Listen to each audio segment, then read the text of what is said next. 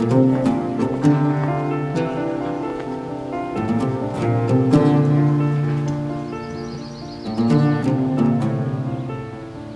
करके भी हम खुशी नहीं देख सके गुल।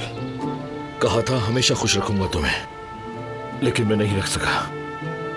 तुम्हारा कोई कसूर नहीं है फराद, हमारी तकदीर ही ऐसी है। नहीं, मैं ये सब नहीं मानता।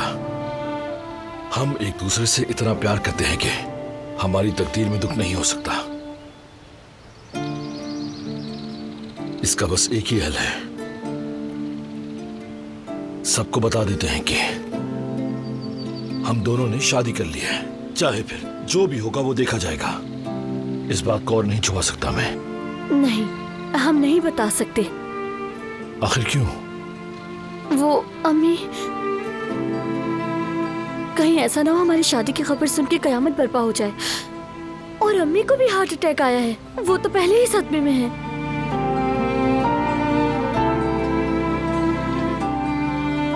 जब तक अम्मी संभल ना जाए किसी को कुछ नहीं बताएंगे।